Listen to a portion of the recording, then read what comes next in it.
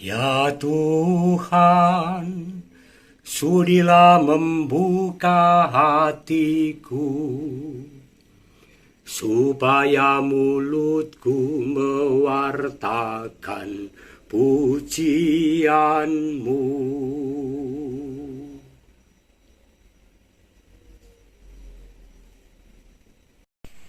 Sarapan pagi, pecel lagi.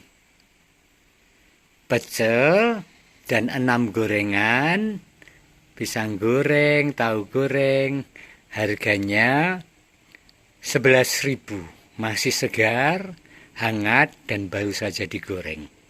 Yuk, sarapan dulu.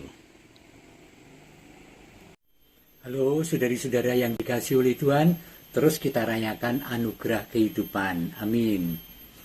Dari 2 sesi sebelumnya, kita telah mengenangkan dan merefleksikan panggilan Petrus di tepi Danau Galilea.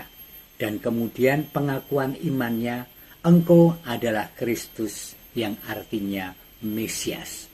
Silahkan melihatnya lagi dan bersama saya merefleksikan apa artinya bagi kita. Berikut ini saya akan meneruskan tentang panggilan Petrus menjadi rasul. Pergulatan seperti apa yang dialami oleh Petrus. Kita ingin merenungkan 2 peristiwa lanjutan dalam hidup Petrus. Peristiwa penggandaan roti dan panggilan Petrus untuk menjadi gembala seluruh gereja. Saudari-saudara yang dikasihi oleh Tuhan, kita mulai dengan kisah penggandaan roti. Kita semua tahu bahwa orang-orang telah mendengarkan Tuhan selama berjam-jam, dan akhirnya Yesus berkata, mereka lelah, mereka lapar. Kita harus memberi mereka makan. Dan Rasul bertanya, tetapi bagaimana? Dan Andreas, saudara Petrus, memberitahu, ada anak kecil yang membawa 5 roti dan 2 ikan. 5 roti, 2 ikan. Tetapi apa artinya untuk jumlah orang ribuan ini?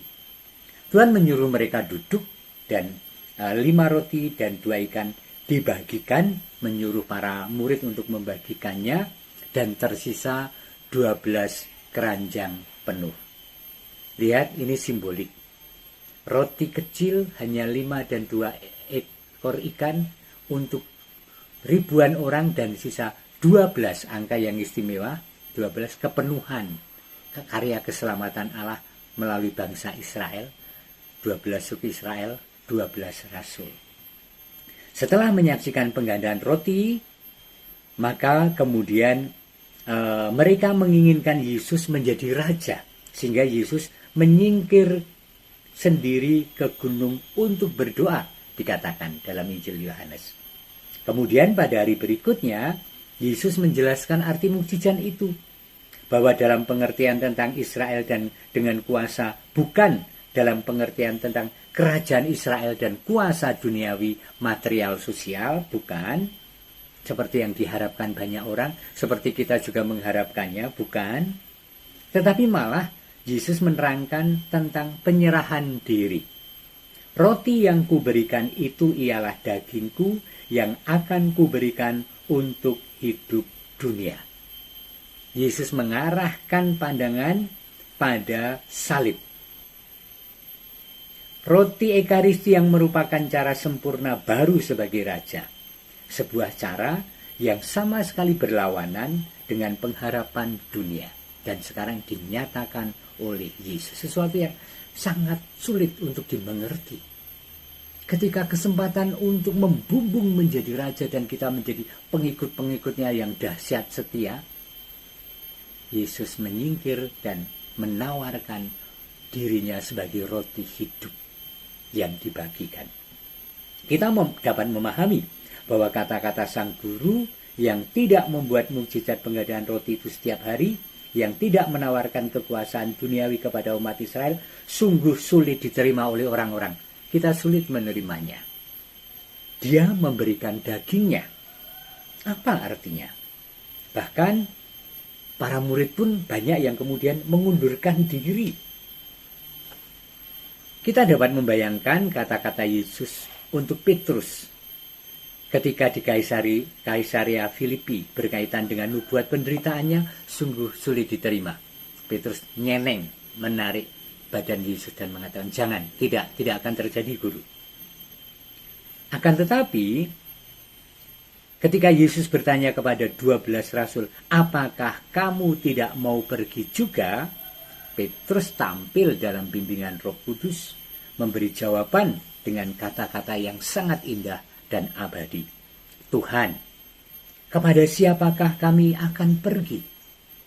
Perkataanmu adalah perkataan hidup yang kekal. Dan kami telah percaya dan tahu bahwa Engkau adalah yang kudus dari Allah. Saudara-saudara, ini bukan kata-kata final, karena Petrus nanti bergulat terus-menerus tentang dirinya untuk sungguh-sungguh menghidupi apa yang dia katakan kepada Yesus. Kebesaran hati Petrus ternyata tidak menghindarkan dirinya dari bahaya kelemahan manusiawinya. Dia seolah-olah sudah mengatakan yang bulat tadi kan, kepada siapa kami akan pergi? Engkau adalah, perkataanmu adalah perkataan hidup yang kekal. Hal ini juga terjadi pada diri kita. Petrus mengikuti Yesus dengan penuh semangat. Ia mengatasi goncangan iman dengan memberikan hidupnya kepada Kristus. Namun meskipun demikian, pada saatnya datang, ia menyangkal Yesus. Ia gagal mempertahankan semangatnya tadi dan menyangkal Yesus ketika Yesus ditangkap. Bahkan dengan kata yang sangat menyakitkan, aku tidak kenal dengan orang itu. Saudari-saudara yang dikasihi Tuhan, sekolah iman, kita sedang sekolah iman ini seperti para murid, bukanlah parade kemenangan demi kemenangan, tetapi perjalanan yang ditandai dengan penderitaan dan cinta, pencobaan, dan kesetiaan. Dan itu kita alami, saudara-saudara. Iman itu up and down, konsolasi, penghiburan, dan desolasi, kesedihan dan kekeringan. Petrus yang telah menjanjikan kesetiaan mutlak, mengenal pahit dan rendahnya penyangkalan. Orang yang sombong mesti belajar mengenai pelajaran kerendahan hati. Dek, menusuk saya. Juga Petrus, ia harus belajar bahwa ia lemah dan memerlukan pengampunan. Pengampunan itu metanoia, pertobatan yang semakin total. Pada saat sikapnya berubah dan ia memahami kebenaran dari hatinya yang lemah sebagai pendosa yang percaya, ia menangis dalam penyesalan yang amat mendalam. Setelah tangisan penyesalan itu, ia siap perutusan. Anda pernah mengalami dalam hidup kaget dengan keterbatasan dan dosa kita, dan kemudian menyesal, menangis, merayakan sakramen tobat, dan sesudah itu kita terasa segar dan bangkit dan siap diutus. Tuhan memberkati kita dan keluarga Anda semua, Bapa dan Putra dan Roh Kudus. Amin. Ya Tuhan, sudilah membuka hatiku, supaya mulutku mewartakan pujian-Mu.